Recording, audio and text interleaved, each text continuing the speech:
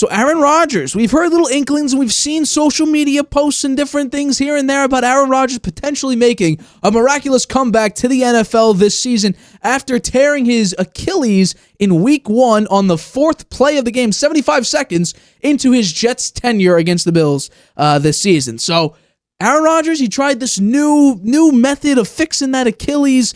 It seemed to have sped up his rehab a lot. He's about, if he actually does play, he's actually going to cut the rehab time in half. Normally, it's 8 to 12 months. This would mean in 4 months, he'd be basically near 100% or good enough to at least play, medically cleared to play. However, this does come with a little bit of a caveat because it wouldn't make sense for Aaron Rodgers, and he acknowledged this on the Pat McAfee show, wouldn't make a lot of sense for him to come in if the Jets are 4-10 when he comes back.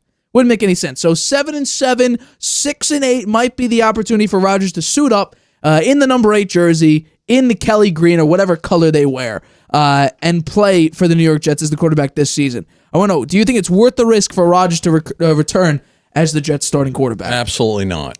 No. I think that's ridiculous, and I don't think it's going to happen, actually. I think they're just hyping it. It's a good marketing thing.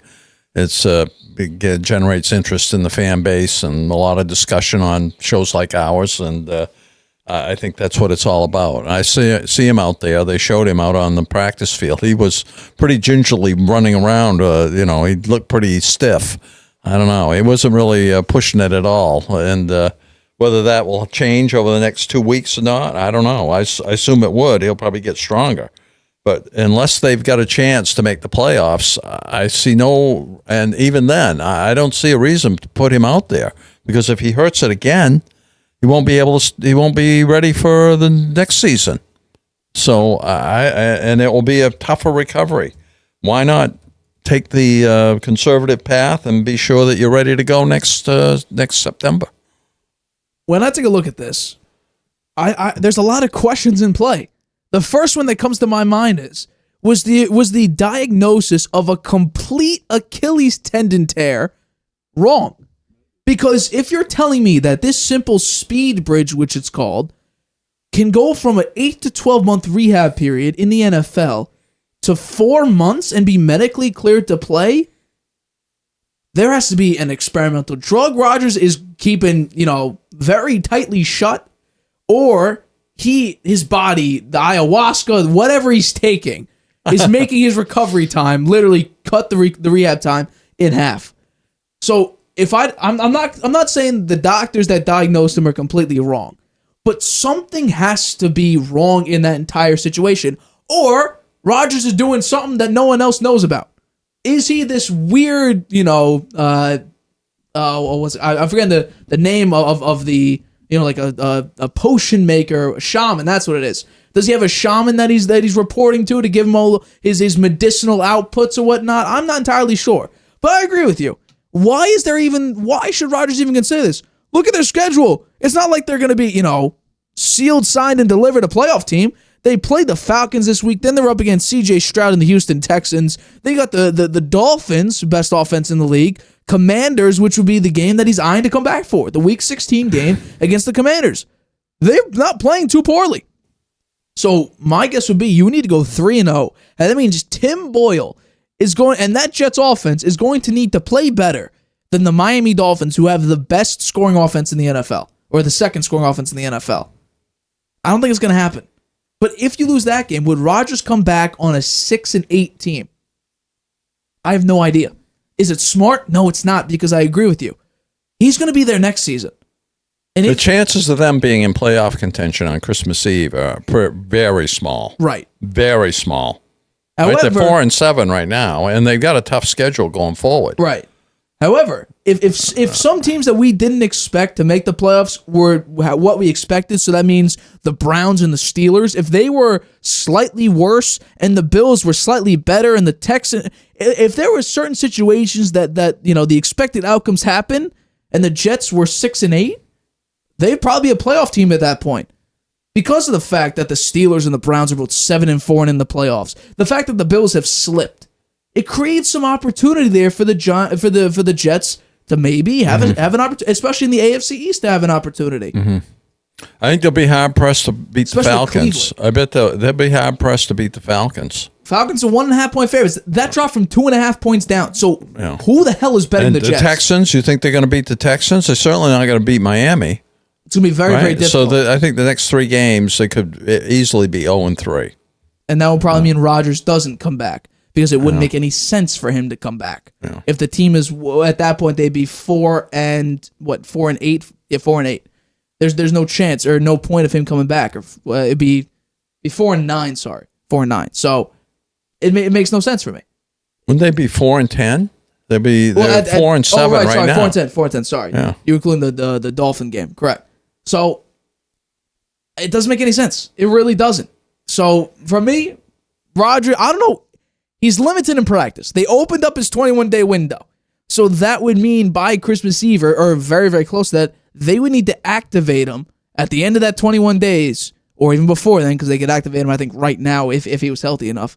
At the end of 21 days, if he's not activated, he can't play this season. So I don't know whether or not it's guys, I'm right there, we're that close. Or if it's just Rodgers wanting to be in the spotlight the entire time. I think it's more about the spotlight. Interesting. You know what? I'm going to defend I'm not Rodgers sure it's about him in the spotlight. I think it's more about the Jets team and his embracing the team concept more now, and that's for his image, trying to repair a damaged image when he had in Green Bay as being just a loner, which he actually was. Oh, absolutely. He isolated teammates. Romeo Dobbs said he never got invited to a dinner. I think it's more about that, actually. I think he wants to show people that he really is a team player. Right. And you know what? There's been a lot of discussion about who's the real leader on the Jets. It's him. Right. It's not Salah. Yeah. It's Aaron Rodgers. Everything they've done is to appease Rodgers. Yeah. Alan Lazar, you got Nat Hackett in there. You got Randall Cobb, who once again, I think he has 3 catches the entire season. Yeah. Wasted roster spot. For some reason, they got McCole Hardman. They got Dalvin Cook. They have a lot of pieces here. Think about it. When Brady wanted pieces, AB, Gronk, they drafted Tristan Wirfs for Brady most likely. They worked. Rodgers, Randall Cobb, Alan Lazard, Nat Hackett, hasn't really panned out very well. Do you think Sean Payton's comments about Nathaniel Hackett have proven to be true? The offense sucks. That's all I got to say about it. Yeah. And supposedly their jobs are safe. Yeah, their jobs are safe until Rodgers retires.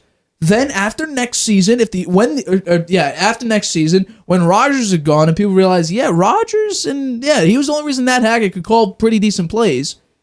Well, he'll probably be gone, unfortunately. But also say this. Rodgers ripped Mike McCarthy. Or rather, people blame Mike McCarthy for the Packers' lackluster performances. Who's in a better spot now? Matt LaFleur. Rodgers couldn't win in the playoffs, really, with Matt LaFleur. Mike McCarthy goes to Dallas. That team has a huge turnaround. Rodgers is struggling to build talent in New York. I'm just saying, if the Jets aren't great, at the end of this season, when they probably won't be because Rodgers probably doesn't come back. They ain't going to be great. They're not going to be good. Right. But what I'm saying is that next season, if Rodgers will play, most likely, I'll probably give it a 95% chance. And I'm predicting they're not great. I think they might go 8 or 9 and 8. Potentially, I'll need to see their schedule. Who's to say that, Mike McCarthy deserves more credit and less blame for what happened at the end of his Packers run? Rodgers maybe wasn't that great at building talent and eyeing talent for Mike McCarthy to say, hey, I want that guy. Yeah, well, maybe that's true. That's all I got to say. Do you think the Jets will draft a quarterback in this draft? 100% they should. Yeah. I think they will. Zach Wilson for sure isn't the answer, but guess what? I'll give him this. He's mature enough to not complain or not, leak something about a source close to Zach Wilson says he's frustrated with his playing role or whatever. No, he's taking it like an adult.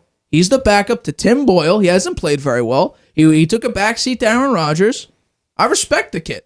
Yeah, well, his play isn't great, but as a person, he learned from his simple no answer that New York ripped him for. His chances of being a starter in the NFL are pretty slim going forward, I think. He could be a backup. Right, I think he's got enough talent to be a backup, but he makes so many mental mistakes. Right. That's the problem with him. I'll say this. He's got the talent. He's got an arm. He's got the mobility. 100%, and he's a good athlete, but he just he makes too many mental mistakes. I'll say this about, we're not talking about it this week. Is Mac Jones now the worst quarterback in that draft? Zach Wilson's more mature. Justin Fields seems better playing-wise. I'd say it's a toss-up between Zach Wilson and... Trey Lance is the worst because he doesn't play. Yeah. Trey Lance is the worst. Yeah. But out of the quarterbacks that play... Actually... Maturity-wise... Actually, I'd say it wound up being a pretty poor draft, right? So Zach Wilson's not good. Trevor Mac Jones is not good. Trevor Lawrence is the only one. Right. Really, who's good. Justin Fields is improving, but it's the Bears who, in their entire history, they're one of, if not the oldest team in the NFL. They've never had a 4,000-yard passer. 4,000 yards. The only team in NFL history not have a 4,000-yard passer. And Justin Fields, I think, is too mobile enough to sit back in the pocket and throw for 4,000 yards. He might if he has a phenomenal Maybe when year. He gets older. That's what I'm saying. Yeah, if he sits back in the pocket. Look at Lamar is... Lamar's you got to get the right offense coordinator then. Yeah. Todd Monken's done wonders for developing his passing game. So, I don't know. We'll obviously have to wait and see how the Jets do. Rodgers, we both say...